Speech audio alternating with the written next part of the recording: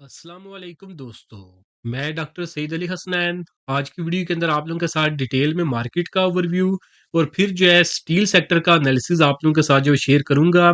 साथ में जो अभी जो रिसेंट बजट आया है उसका इम्पैक्ट हम स्टील सेक्टर के ऊपर देखेंगे और फिर बारी बारी से हम स्टील सेक्टर में से Mughal steel industries, Ayesha steel industries, Amreli steel industries, Agha steel industries, INIL और crescent steel and allied product का जब वो हम एनालिसिस करेंगे, देखेंगे कि ये शेयर अभी किस तरह परफॉर्म कर रहे हैं, आने वाले दिनों में किस तरह परफॉर्म करेंगे, अगर ये शेयर आपके पोर्टफोलियो में पड़े हैं या फिर जो है वो आप इन शेयर्स के अंदर न्यू इन्वेस्टमेंट का प्लान बना रहे हैं, तो आपको बेस्ट लेवल और स्ट्रेटजीज बताई जाएंगी जिनको अगर आप लोग जब वो इन शेयर्स के अंदर फॉलो करेंगे तो आप इंशाल्लाह इन शेयर्स के अंदर जो अपने प्रॉफिट को मैक्सिमाइज कर सकेंगे और आपका जो है रिस्क वो भी अंडर कंट्रोल रहेगा।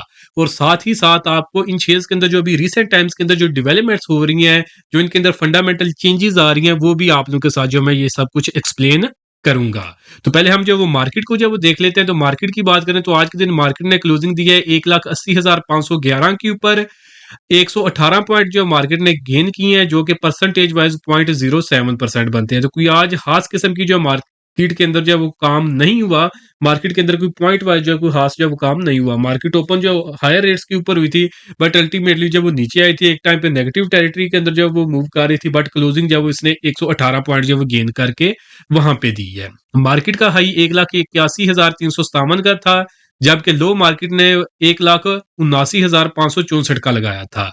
वॉल्यूम जो मार्केट के 1.2 बिलियन के आए हैं, जिनकी मालियत जो है 69 अरब रुपए की बनती है। तो मालियत के लिहाज से और वॉल्यूम के लिहाज से शानदार काम हुआ है आज के दिन भी मार्केट के अंदर। समझे कि जो स्मार्ट मनी है वो जब एक्टिवली मार्केट के अंदर पार्टिसिपेट कर रहे हैं, चाहे वो सेलिंग कर रहे हैं चाहे वो बाइंग कर रहे हैं, उनकी तरफ से एक्टिव पार्टिसिपेशन मार्केट के अंदर आ रही है, जो कि समझे कि मार्केट के ऊपर जो कारपोरेट सेक्टर है उसका ट्रस्ट जो है उसको इंडिकेट कर रहे हैं। तो अब हम जब वो मार्केट को जब फर्दर जो एनालाइज करते हैं, तो मार्केट के अंदर अगर आज हम जो टॉप पॉइंट कंट्रीब्यूटर्स की बात करें, तो Fatima, Pakistan petroleum, OGDC, MTL, ये जो चंद एक स्टॉक थे, ये फंडामेंटली काफी स्ट्रांग कंपनीज हैं जिन्होंने मार्केट को जो सहारा दिया है। तो इनमें से फातिमा को मैंने चेक किया था, जिसने आज के दिन जो ब्रेकआउट किया है।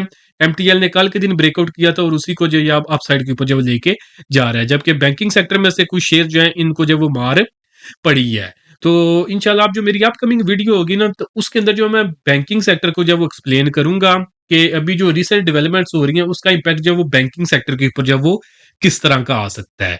बाकी मार्केट को हम अगर चार्ट के ऊपर जब एनालाइज करें, तो एनालिसिस मार्केट का मैं वहां से ही स्टार्ट करूंगा जहां पे जो मैंने लास्ट वीडियो के अंदर जब छोड़ा था, जहां पे हम जब प्रीवियसली जब से ये जून स्टार्ट हुआ है, तो वहां पे मैं डिस्कशन करता आ रहा हूं इस ट्राइंगल फॉर्मेशन की, जिसके अंदर मैंने बताया था कि मार्केट ने 1,70,000 के ऊपर जो ब्रेकआउट किया हुआ है। जिसके बाद मार्केट के अंदर जो मैंने दो शॉर्ट टर्म के टारगेट बताए थे, एक टारगेट 1,75,000 का और सेकंड टारगेट 1,78,000 का बताया था। तो कल के दिन तक जो ये दो टारगेट मार्केट ने अचीव कर लिए थे। फिर उसके बाद जब कल एनालिसिस मैंने शेयर किया था, तो वहां पे आप लोगों के साथ एक मैंने जो स्ट्रांग लेवल 1,81,000 का बताया था कि ये जो लेवल होगा ना इस रेंज के अराउंड 500 पॉइंट इससे ऊपर कर लें या 500 पॉइंट इससे नीचे कर लें, यहाँ के ऊपर जो मार्केट को एक जो स्ट्रांग रेजिस्टेंस मिल सकती है। और अगर इस लेवल को जब मार्केट रेजिस्ट करती है, तो फिर जो मार्केट जो थोड़ी सी डामाडोल होगी, मे भी छोटी जब डिप भी मारे शॉर्ट टर्म के लिहाज से, बट अगर इसको जब ब्रेक करती है तो फिर जब ऊपर की तरफ जब वो जाएगी। तो आज के दिन अगर आप जब देखेंगे, तो जो एग्जैक्टली कल मैंने लेवल जो वो यहाँ पे मार्क किया था 1,81,192 के लगभग, तो एग्जैक्टली अगर आप देखेंगे तो मार्केट ने क्लोजिंग उसी लेवल के ऊपर दी थी, बट इससे ऊपर जाने में फेल हो गई थी। और फिर जो है नीचे मार्केट ने जो लो लगाया था वो 1,79,564 का लगाया था, बट एट दी एंड जो 1,80,500 के ऊपर जो मार्केट ने आके क्लोजिंग दे दी थी। तो एग्जैक्टली मार्केट ने उसी लेवल को जब वो समझे कि रिस्पेक्ट किया, जो कि लेवल आपको कल बताया था। तो अब दोबारा से मार्केट के अंदर जो रेजिस्टेंस है, यही जो 1,81,000 का जो लेवल है ना, इसी रेंज के अंदर अभी भी मार्केट के पास रेजिस्टेंस मौजूद है, क्योंकि आज के दिन इसने इसके ऊपर क्लोजिंग नहीं दी। तो जितनी देर तक ये मार्केट 1,81,000 1,82,000 का लेवल अबूर नहीं कर जाती, तो मार्केट के अंदर कुछ हालात इसी तरह के रहेंगे। छोटी मोटी जब वो समझे कि डिप मार्केट मारे या मार्केट जो एक जगह के ऊपर रुक जाए, बट जैसे ही ये वाली जो रेजिस्टेंस जोन है 1,81,000 1,82,000 का लेवल। जैसे ही मार्केट इसको जो वो पार कर जाएगी तो फिर जो मार्केट के पास समझे कि कोई ऐसा जो स्ट्रांग रेजिस्टेंस नहीं है, तो इजीली मार्केट 1,85,000 1,86,000 तक जो वो चली जाएगी। अल्टीमेटली जो मार्केट ये भी कोशिश कर सकती है कि अपना ऑल टाइम जो इसने हाई लगाया उसकी तरफ भी जाए। बट उससे पहले जो मार्केट को सबसे बड़ी जो हर्डल अभी जो फेस करनी पड़ रही है वो यही 1,81,000 1,82,000 का लेवल है। अब नेक्स्ट क्या होगा, अब जो है आपने इसी लेवल का जो है ध्यान रखना है। अगर तो ब्रेक कर देगी तो फिर तो आपको मैंने ऑलरेडी बता दिया कि ऊपर कहाँ तक जो है वो जाएगी, क्योंकि उससे पहले इसके पास कोई स्ट्रॉन्ग रेजिस्टेंस नहीं है। बट अगर इससे जो है रिजेक्शन लेती है तो फिर मार्केट में जो है ना शॉर्ट टर्म के अंदर मोमेंटम। अब रेजिस्ट सपोर्ट की बात करें, रेजिस्टेंसेस तो मैंने बता दिया। सपोर्ट की बात करें तो मार्केट के पास जो पहली सपोर्ट है वो 1,78,000 और 400 के करीब करीब है। तो ये इसके पास एक सपोर्ट है शॉर्ट टर्म में। तो अगर ये इसको ब्रेक करती है तो फिर जो सेकंड सपोर्ट है जो कि काफी स्ट्रांग सपोर्ट है हमारे पास, वो 1,75,264 का लेवल है। तो फिर जब मार्केट इसको जब टेस्ट करने की तरफ जब वो नीचे आ सकती है, तो यहाँ पे अगर अब आपको जब मैं थोड़ी स्मार्ट मनी की मूवमेंट दिखाऊं, तो क्योंकि स्मार्ट मनी ने एंट्री ली थी यहाँ के ऊपर जो है 1,70,000 के ऊपर, और ये जो रेजिस्टेंस थी 1,81,000 की, तो समझे कि यहाँ पे 10,000 पॉइंट जो वो ऑलरेडी जो है स्मार्ट मनी ने इतना जो वो गेन बना लिया हुआ था। तो यहाँ पे क्योंकि आप जो सारी खबरें अच्छी आ रही हैं, बजट के अंदर भी जो थोड़ी समझे कि अच्छी ही जो है वो गवर्नमेंट की जो डायरेक्शन जो है वो नजर आई है। बाकी ईरान अमेरिका का सीज फायर भी हो चुका है, तो अब क्योंकि ये सारी पॉजिटिव खबरें आना शुरू हो चुकी हैं, तो अब जो जो होता है ना छोटा इन्वेस्टर, अब क्योंकि उसको जो तसल्ली हो चुकी है कि अब तो हालात बेहतर हो चुके हैं, तो अब छोटा इन्वेस्टर जो है वो अभी एंट्री लेगा। जबकि जो स्मार्ट मनी थी वो एंट्री ले चुकी थी 1,70,000 के ऊपर, जहां पे आपको बताया था कि मार्केट ब्रेकआउट कर चुकी है, जहां पे ना ही बजट आया था और ना ही ईरान अमेरिका का सीज फायर हुआ था। तो स्मार्ट मनी ने वहां पे एंट्री ली हुई थी। तो अब जो है समझे कि जो छोटा इन्वेस्टर है, ट्रेडर है, अब उसको जब समझे कि थोड़ी सी खुशी हो रही है कि हालात तो ठीक हो गए, तो अब यहाँ पे जो जैसे भी एंट्री ले रहा है, तो स्मार्ट मनी जो है वो इसको एक अच्छा मौका समझ रही है कि यहाँ के ऊपर जो प्रॉफिट बुकिंग की जाए, छोटे इन्वेस्टर्स को, छोटे ट्रेडर्स को यहाँ के ऊपर फंसाया जाए। फिर जब ये यहाँ पे सब कुछ खरीद लेंगे तो फिर जो अल्टीमेटली हम इनसे खरीदेंगे नहीं, तो साइकिल रिपीट होगा, फिर वो पैनिक करेंगे, मे भी कोई बुरी खबर भी मार्केट के अंदर चल जाए, तो जहां पे वो सेलिंग स्टार्ट करेंगे तो मार्केट नीचे आएगी। तो जहां पे डिस्काउंटेड रेट के ऊपर जब वो कारपोरेट सेक्टर दोबारा से खरीद लेगा, बाय बैक कर लेगा छोटे इन्वेस्टर से डिस्काउंट रेट के ऊपर। तो यही साइकिल जो है वो मार्केट के अंदर रिपीट होता रहता है। स्मार्ट मनी पहले आती है, टेक्निकल्स को देख लेती है, या टेक्निकल्स से पहले ही जो उनकी जो है वो काम इस तरह करते हैं कि उनकी वजह से ही टेक्निकल्स जो है वो कैंडल्स जो वो बनती हैं। फिर जो कारपोरेट सेक्टर की सबसे पहले एंट्री होती है, फिर जो है समझे कि जो इंडिविजुअल हमारी तरह के एनालिस्ट होते हैं, फिर वो चार्ट के ऊपर एनालाइज करके उनके बाद एंट्री लेते हैं। और फिर जो छोटा इन्वेस्टर या ट्रेडर होता है जो कि सिर्फ खबरें देख के जो मार्केट के अंदर काम कर रहा होता है, तो फिर जब वो बेचारा एंट्री लेता है तो फिर जब वो समझे कि साइकिल रिपीट होने लग जाता है, जहां पे उसने अल्टीमेटली हाईएस्ट रेट के ऊपर जब वो खरीद लिया होता है, उसको समझ भी नहीं आ रही होती कि भाई खबरें भी अच्छी आ रही है, बजट भी अच्छा आ गया, ईरान अमेरिका की सीज फायर भी हो गया, क्रूड ऑयल की प्राइसेस भी नीचे आ रही है, और फिर भी मार्केट जब वो नीचे गिर रही है। और अल्टीमेटली वो क्या कह रहा होता है कि भाई सट्टा है, मार्केट सट्टा है। बट सट्टा नहीं है, प्रॉपर एनालिसिस के साथ मार्केट में काम किया जाए तो ये सट्टा नहीं है। अच्छे खासे आप आपके जो पैसे मार्केट के अंदर बन जाते हैं। अगर आप नुकसान कर रहे हैं बेवकूफियों की वजह से, तो उसके अंदर कसूर आपका मार्केट का कसूर नहीं है। तो अब जो है नेक्स्ट क्या होगा, अब अगर जो है मार्केट जो है नीचे की तरफ भी अगर आए, डिप मारे या रिट्रेसमेंट करे, तो जितनी देर तक मार्केट 1,75,264 तक 64 के ऊपर है, तो शॉर्ट टर्म में मार्केट में भी डीप मारे, बट अल्टीमेटली शॉर्ट टर्म में भी मार्केट का अप ट्रेंड जो वो अप ट्रेंड ही रहेगा। जैसे ही जहां तक जो आज ये नीचे आ जाएगी, अपनी रिट्रेसमेंट वगैरह कंप्लीट कर लेगी, तो अल्टीमेटली मार्केट ऊपर की तरफ जब वो उठ जाएगी। अगर 1,75,264 का लेवल ब्रेक करती है तो फिर मार्केट शॉर्ट टर्म में डाउन ट्रेंड के अंदर जाएगी, बट मीडियम टर्म में अपने अप ट्रेंड के अंदर रहेगी, जब तक मार्केट जब वो 1,69,000 के ऊपर रहेगी। तो जो लोग स्विंग ट्रेड करते हैं, तो अगर ये नीचे आ जाए तो उनको जो है न्यू अपॉर्चुनिटीज जो है वो मिल जाएंगी। और बाकी जितनी देर तक मार्केट जो है अब हमारे पास 1,64,000 के ऊपर है, उतनी देर तक मार्केट के अंदर आप जो है वो मैसिव सेलिंग जो है वो एक रैली के अंदर जब जहां पे हर चीज जो है नीचे गिरना स्टार्ट हो जाती है, उस तरह की जो वो आप मूवमेंट नहीं देखेंगे। पहले भी मैंने बताया था कि अब जो है मार्केट जैसे ही 1,75,000 का लेवल ब्रेक करेगी तो मार्केट ऊपर की तरफ जाएगी, जहां पे सारे स्टॉक ही चलना शुरू कर जाएंगे। बट अल्टीमेटली सिर्फ वही स्टॉक जो है वो ऊपर की तरफ सस्टेन करेंगे, उन्हीं के अंदर आपको प्रॉफिट मिलेगा जो कि फंडामेंटली स्ट्रांग होंगे, या फिर जो रिसेंट डेवलपमेंट्स हो रही हैं उनके ऊपर अगर उनसे अगर रिलेटेड वो डेवलपमेंट्स होंगी तो फिर वो सस्टेन करेंगे। बाकी जैसे ही थोड़ा सा जो है ये बबल जो मार्केट के अंदर बन रहा है, जैसे ही ये ये बबल बस्ट होगा तो सिर्फ अच्छे स्टॉक ही चलेंगे। अल्टीमेटली वो स्टॉक या चाहे फंडामेंटली कंपनीज कितनी भी स्ट्रांग क्यों ना हो, अगर रीसेंट डेवलपमेंट्स कोई उसके अंदर अच्छी नहीं हुई तो अल्टीमेटली उसको भी जो वो मार पड़ जाएगी। तो बताता आ रहा हूँ कि आपने स्टॉक सिलेक्शन अच्छी करनी है, उन शेयर्स के अंदर काम करें जो कि टेक्निकल्स के ऊपर जब वो काफी स्ट्रांग फिलहाल जो वो नजर आ रहे हैं। अदरवाइज मार्केट ऊपर की तरफ जाएगी, आप खरीद लेंगे, सारे स्टॉक चलेंगे, आप खुश होंगे, बट अल्टीमेटली जैसे ही मार्केट के अंदर छोटी मोटी डिप आई तो आप देखेंगे कि आपका पोर्टफोलियो दोबारा से लाल हो जाएगा और आपके हाथ कुछ भी नहीं आएगा, और मार्केट के अंदर जो बड़ी बड़ी रैलीज बन रही होंगी वो भी आप उनको भी जब वो लूज कर देंगे। तो यही जो साइकिल रिपीट होता रहेगा। तो आप डेवलपमेंट्स की बात करें तो प्रीवियसली जो दो वीडियोस मैंने बनाई हैं मंडे की और ट्यूसडे की, वहां के ऊपर जो मैंने बजट को भी एक्सप्लेन किया था, साथ में जो है क्या उसको कहते हैं, जो गवर्नमेंट की तरफ से जो पैकेज वगैरह आ रहे हैं वो सब कुछ मैंने डिस्कस कर दिया हुआ है, ईरान अमेरिका सीज फायर भी। तो अगर उनके सारे इम्पैक्ट अगर आप जानना चाहते हैं तो लास्ट दो वीडियोस जो है जाके आप देख सकते हैं। ये मंडे वाले दिन की वीडियो और ट्यूसडे वाले दिन की वीडियो। तो लास्ट वीडियो के अंदर मैंने डिटेल में सीमेंट सेक्टर एक्सप्लेन किया था, जहाँ पे मैंने सारा बताया था कि बजट का इम्पैक्ट जो है वो सीमेंट सेक्टर के ऊपर किस तरह आएगा। तो वो भी आप जाके वीडियो जो है वो देख सकते हैं। तो अब अगर हम जब बात करें मार्केट की, नेक्स्ट आपको नेक्स्ट इसके लेवल्स वगैरह सारे बता दिए और सारे पॉसिबल सिनेरियोज भी जो है वो बता दिए हैं। तो अब बचेंगे आप इसी तरह कि आपने आपकी जो स्टॉक सिलेक्शन है ना वो अच्छी होनी चाहिए। अगर आपकी स्टॉक सिलेक्शन अच्छी होगी तो मार्केट अगर चाहे शॉर्ट टर्म में जो है डिप भी मारी हो तो उसके बावजूद भी आपके शेयर जो है वो ऊपर की तरफ ही जाएंगे। और अगर आपकी स्टॉक सिलेक्शन ठीक ना हुई तो मार्केट चाहे ऊपर की तरफ भी जाए तो आप देखेंगे कि आपके स्टॉक हिल ही नहीं रहे होंगे। जहां पे आपने खरीदा होगा जहां तो वहां पे ही खड़े होंगे, यहाँ जो है नेट बेसिस के ऊपर जो वो नीचे आ जाएंगे। तो इसलिए स्टॉक सिलेक्शन जो है वो आपने बहुत ही ध्यान से करनी है। तो अब हम जब शेयर्स को जब देखना शुरू करते हैं तो पहला जो शेयर है हमारे पास वो है जी, हमारे पास Mughal iron and steel industries limited. तो Mughal iron and steel industries की अगर हम बात करें तो इसको अगर जो मैं थोड़ा-सा फंडामेंटली लिहाज से जो डिस्कस करूँ, तो आप इसको जो है इस वक़्त के लिहाज से अपना जो मार्केट का जो है ना एब्सोल्यूट लीडर कह सकते हैं। उसकी वजह क्या है? क्योंकि ये जो है ना, जो इनका जो एनर्जी सोर्स है, ये यूज़ करते हैं जो कोल पावर्ड जो प्लांट है ना, उनको जो है ये यूज़ करते हैं। तो जिससे इनकी जो है ना वो कॉस्ट ऑफ प्रोडक्शन जो है वो काफ़ी कम रहती है, और कॉर्पोरेट सेक्टर की तरफ से भी इनको जो है काफ़ी अच्छी बैकिंग जो है मिल जाती है।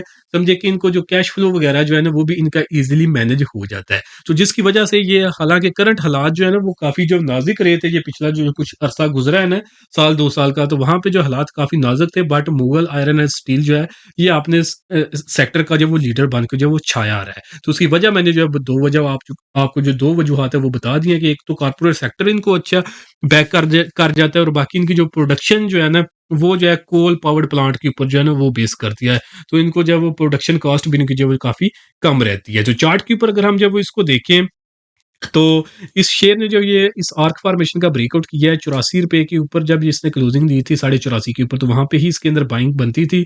तो ब्रेकआउट के बाद ये दोबारा से रीटेस्ट कर रहा है अपने ब्रेकआउट के ऊपर। तो समझे कभी भी ये बाइंग रेंज के अंदर मौजूद है। अगर आपने इसके अंदर खरीदारी कर ली है या करना चाहते हैं तो इन्हीं लेवल्स के लगभग इसके अंदर बाइंग बनती है। स्टॉप लॉस जो 76.5 रुपए से नीचे का है, और जो अब इसने अपसाइड के ऊपर जो टारगेट एक्सपोज किया हुआ है ना, फर्स्ट टारगेट 90 रुपए का और जो फाइनल टारगेट है वो तकरीबन 95 रुपए का है इस शेयर के अंदर। तो ये इसने लेवल अपसाइड के ऊपर एक्सपोज किए हुए हैं। नेक्स्ट शेयर है हमारे पास अमरेली स्टील। तो अमरेली स्टील की अगर हम जब वो बात करें तो ये जो है ना, इसको तो पिछले कुछ अरसे में काफी जो वो मार पड़ी थी, जहां पे समझे कि इसको एक एग्जिस्टेंशियल जो थ्रेट है ना, वो जो है उसको जो है उसके लिए जो है ये कंपनी एक्सपोज हो चुकी थी। तो उसकी वजह क्या है? क्योंकि पिछले कुछ अरसे में जब हमारे जो डॉलर रिजर्व गिर रहे थे तो गवर्नमेंट ने इंपोर्ट के ऊपर जब काफी ज्यादा जो है रिस्ट्रिक्शंस जो है लगाई हुई थी, एलसीज जो है वो सारी रुकी हुई थी। तो जिसकी वजह से, क्योंकि ये भी जो काफी रॉ मटेरियल जो इंपोर्ट करते हैं, तो उसकी वजह से इनके जो ऑपरेशंस है वो भी जो बहुत ही बुरी तरह जो मुतासर हो रहे थे। कैश की भी कमी हो चुकी थी, और इंपोर्ट की वजह से जो है इनका समझे कि सारी ही जो है वो ऑपरेशन सारे ही ओवरऑल कंपनी ही समझे कि ये दिवालिया होने की तरफ जब वो जा चुकी थी, इस तरह के इसके हालात बन चुके थे। बट अब एलसी वगैरह जो सारे खुल चुके हैं, तो अब जो वो कंपनी जो उम्मीद है कि इंशाल्लाह ये आने वाले टाइम में कुछ बेहतर परफॉर्म करेगी। बाकी इस कंपनी के अंदर जो कॉस्ट कटिंग के ऊपर भी जो वो काफी ज्यादा जो फोकस किया गया है, तो जिसके भी रिजल्ट आप आने वाले कुछ अरसे के अंदर जो वो देखेंगे कंपनी की फाइनेंशियल रिपोर्ट्स के ऊपर। बाकी चार्ट के ऊपर अगर हम जब वो देखें तो शेयर अभी भी फिलहाल कंसोलिडेट कर रहा है, आप इसको वॉच लिस्ट के अंदर रख सकते हैं। करंटली 16 रुपए 73 पैसे के ऊपर ट्रेड कर रहा है। रेजिस्टेंस इसके पास 17 रुपए 25 पैसे की है। अगर ये शेयर आने वाले दिनों में ₹17.25 के ऊपर जब वो क्लोजिंग देता है, तो फिर ये शेयर जो डाउन ट्रेंड से निकल के अपने अप ट्रेंड के अंदर शिफ्ट हो जाएगा, जहाँ पे आप इसके अंदर स्विंग ट्रेड भी कर सकते हैं और आप इसको लॉन्ग टर्म के लिए अपने पोर्टफोलियो का हिस्सा भी बना सकते हैं। लॉन्ग टर्म के लिए तो जितनी देर तक ये इसकी प्राइसेस अप ट्रेंड में रहेंगी, उतनी देर तक आप होल्ड रखेंगे, आपका प्रॉफिट मैक्सिमाइज होता रहेगा। बाकी स्विंग ट्रेड के लिए भी, मिड टर्म के लिए भी ये शेयर जो इसके जो टारगेट है ना, वो 20 से 22 रुपए के होंगे। तो जिनके पास अभी फिलहाल पोर्टफोलियो में पड़ा हुआ है, उनका स्टॉप लॉस ₹15.5 का इस शेयर के अंदर होगा। जो नेक्स्ट शेयर है हमारे पास जी, वो है हमारे पास आगा स्टील इंडस्ट्रीज लिमिटेड। तो आगा को अगर हम जब चार्ट के ऊपर जब देखें, तो पहले अगर हम इसकी ओवरऑल जो है डिस्कशन करें, तो इसके ये भी जो फाइनेंशियली कंपनी जो है, इसको भी जो है वो काफी अभी करंटली इसके हालात जो है अभी भी थोड़े से जो है वो नाजुक है। कैश फ्लो वगैरह का इनको जो थोड़ा सा मसला आ रहा है। बट अगर कंपनी जो अभी करंट नाजुक हालात से अगर निकल जाती है, तो इनका जो फ्यूचर प्लान जो है ना, वो काफी ही जो वो समझे कि शानदार है। तो ये अगर इनका जो फ्यूचर प्लान है, तो उसके अंदर जो है ना, ये टेक्नोलॉजी जो है वो डिफरेंट टेक्नोलॉजी के ऊपर जो है वो शिफ्ट होने वाले हैं। उस टेक्नोलॉजी को कहते हैं एंडलेस स्टील टेक्नोलॉजी। इसके ऊपर थोड़ी सी मैं जो है वो वजाहत कर देता हूँ, क्योंकि मैं खुद भी जो है इंजीनियर नहीं हूँ, तो इतना इसको मैं एक्सप्लेन नहीं कर सकता। बट जो मुझे समझ आती है ना, जो एंडलेस स्टील टेक्नोलॉजी है, नॉर्मल जो स्टील टेक्नोलॉजी होती है, वहां पे क्या होता है कि एक स्टील को जो है, या स्टील का जो रॉ मटेरियल जो भी आता है, उसको मेल्ट किया जाता है। तो फिर उनको जो है आइदर बाज की शक्ल में, यानी जो गार्डर होते हैं उनकी शक्लों में बना दिया जाता है, या फिर जो आयरन की जो है ना शीटें, वो बना दी जाती हैं, और फिर उनको आगे सेल किया जाता है। फिर आगे इंडस्ट्री के अंदर जो भी चीजें इंडस्ट्री ने बनानी हो, तो फिर दोबारा से उन आयरन शीट्स को या आयरन रॉड्स को मेल्ट करते हैं, और दोबारा से उनको एक न्यू शक्ल जो है वो फाइनल शक्ल जो है वो दी जाती है। तो समझे कि 2 स्टेप के अंदर जो है वो फाइनलाइजेशन जो है वो प्रोडक्ट जो है वो फाइनल प्रोडक्ट जो है वो बनता है। समझिए कि पहले जो है एक आयरन रॉड बनते हैं या शीटें बनती हैं, तो फिर दोबारा से उनको मेल्ट करके और दोबारा से जो फाइनल प्रोडक्ट बनाया जाता है। बट ये जो कंपनी है, ये शिफ्ट होने जा रही है एंडलेस स्टील टेक्नोलॉजी के अंदर।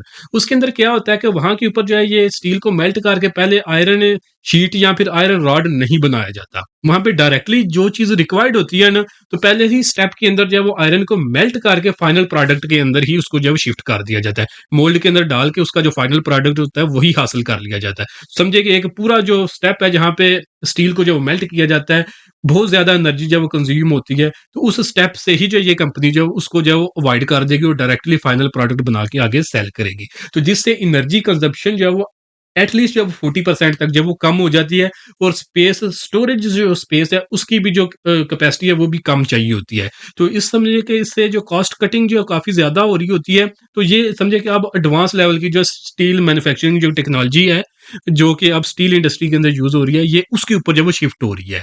तो अभी अगर ये करंट हालात में जो सर्वाइव कर जाती है, तो फ्यूचर में इनका यही प्लान है, ये जो भी मैंने आपके साथ एंडलेस स्टील टेक्नोलॉजी का प्लान या जो समझे टेक्नोलॉजी शेयर की है। तो इसके ऊपर अगर ये शिफ्ट हो जाएंगे, तो ये समझे कि पूरे रीजन के अंदर जो समझे कि हिसाब से एक एडवांस स्टील कंपनी जो ये बन जाएगी। तो करंटली अगर हम जो इसको जो है चार्ट के लिहाज से जो वो देखें, तो ये शेयर जो ये फिलहाल कंसोलिडेट कर रहा है।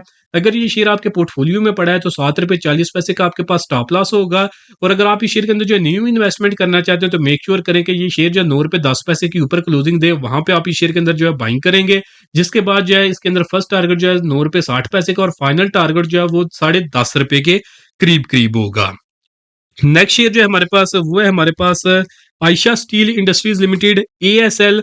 तो इसको अगर हम जब वो बात करें, तो ये अभी करंटली जो है वो काफी स्ट्रांग है फिलहाल भी शेयर। इसकी वजह क्या है कि ये जो बनाते हैं ना, ये आयरन की जो शीट होती है ना, वो बनाते हैं। तो उसके बाद क्या होता है कि अभी क्योंकि करंटली जो है पाकिस्तान के अंदर ऑटो सेक्टर के अंदर काफ़ी जो डिमांड बढ़ रही है, ट्रैक्टर वगैरह की जो डिमांड बढ़ रही है, गवर्नमेंट की तरफ से जो बजट आया ना, उसके अंदर जो है वो गवर्नमेंट ने एग्रीकल्चर सेक्टर जो है उसको भी जो है वो 300 अरब रुपए का जो पैकेज दिया है। और बाकी जो है PSDP जो फंड है, पब्लिक सेक्टर डेवलपमेंट जो प्रोग्राम है, उसके अंदर भी गवर्नमेंट का काफी ज्यादा फोकस है कि इसके जरिए, और जो हमारा जो है कारपोरेट रियल सेक्टर, उसको भी जो इंसेंटिव दिए गए हैं। तो जिसकी वजह से जब डेवलपमेंट्स के प्रोजेक्ट्स होंगे, कंस्ट्रक्शन के प्रोजेक्ट्स होंगे, और जैसा कि आपको मैंने बताया ट्रैक्टर्स के अंदर जो शीट है, शीट इस्तेमाल होती है आयरन की, वो भी ये कंपनी जो प्रोड्यूस करती है। ऑटो सेक्टर के अंदर भी डिमांड बढ़ रही है, जो कि इनका रॉ मटेरियल इस्तेमाल करते हैं। और साथ में गवर्नमेंट की तरफ से जो प्रोजेक्ट्स आए हैं, ये PSDP जो प्रोग्राम है, और साथ में ही जो डिफरेंट जो कारपोरेट रियल सेक्टर को जो इंसेंटिव दिए गए हैं, उस सब की वजह से इसकी जो है ना ओवरऑल स्टील सेक्टर के अंदर जो डिमांड बढ़ेगी और इसकी भी जो डिमांड बढ़ेगी, तो उसका जो है ये पॉजिटिव इम्पैक्ट जो है ये कंपनी ले सकती है। करंटली अगर हम इस शेयर को जब चार्ट के ऊपर जब वो देखें, तो इसने ये इस आर्क फॉर्मेशन का ब्रेकआउट किया था जब 12 रुपए 60 पैसे के ऊपर क्लोजिंग दी थी। तो उसके जो फाइनल टारगेट ये अचीव कर चुका हुआ है, तो क्योंकि ये शेयर अभी अपने अप ट्रेंड के अंदर है, तो जब शेयर अपने अप ट्रेंड के अंदर होता है, तो हमने उसके अंदर 2 स्ट्रेटजीज़ को फॉलो करना होता है। एक स्ट्रेटजी होती है बाय ऑन डिप की, तो डिप की अगर हम बात करें तो वो 12 रुपए 60 पैसे की इसके पास डिप है, अगर वहाँ पे आके सस्टेन कर जाता है, इसको ब्रेक नहीं करता, तो वहाँ पे आप इसके अंदर बाइंग कर सकते हैं। जिनके पास पड़ा हुआ है स्टॉप लॉस 12 रुपए का होगा, और जो दूसरी स्ट्रेटजी होती है अप ट्रेंड के शेयर के अंदर होती है, वो new buy on new breakout होती है। ये शेयर न्यू ब्रेकआउट करेगा जब 14.25 रुपए की ऊपर क्लोजिंग देगा, तो उसके बाद जो इसके अंदर फाइनल टारगेट एक्सपोज होगा वो तकरीबन 15.5 रुपए से लेकर 16 रुपए के लगभग होगा। तो ये इसका जो फ्यूचर आउटलुक है हमारे पास। इसके बाद जो नेक्स्ट शेयर है हमारे पास, वो है हमारे पास INIL। तो INIL के अगर हम प्रोडक्ट्स की बात करें, तो ये जो है ना, ये पाइप और जो ट्यूब्स होती हैं ना आयरन की, ये वो बनाते हैं। तो ये लोकली भी इनको जो है वो सेल करते हैं और इनको एक्सपोर्ट भी जो है वो करते हैं। तो एक्सपोर्ट सेगमेंट की वजह से जब हमारी जो लोकल जो डिमांड जो है ना स्क्वीज होती है, तो इनको जो है एक एज मिल जाता है। ये अपना मटेरियल जो है, जो प्रोडक्ट्स हैं, उनको जो है एक्सपोर्ट भी जो वो कर लेते हैं। तो बाकी डॉलर की प्राइसेस काफ़ी बढ़ी हुई थी, तो उसकी वजह से इनको भी जो काफ़ी अच्छा सा जो वो मार्जिन जो वो मिल रहे थे। तो बाकी क्योंकि आप गवर्नमेंट की तरफ से, जैसा कि मैंने बताया कि बजट के अंदर जो है अब स्टेबिलिटी से बढ़ के आगे ग्रोथ की तरफ जब शिफ्ट होने जा रही है, गवर्नमेंट का प्रोग्राम यही है कि जीडीपी के अंदर जब ग्रोथ लाई जाए, तो जिसके अंदर जो डिफरेंट जो प्रोजेक्ट जो है वो शामिल किए जा रहे हैं। तो जिसके अंदर अगर कोई गैस पाइपलाइंस और अगर कोई वाटर प्रोजेक्ट्स जो है वो होते हैं, तो उनके अंदर डायरेक्टली इनके प्रोडक्ट्स जो है वो यूज होते हैं। एक ये वाली कंपनी और दूसरी जो सीसैप है, crescent steel and allied products है।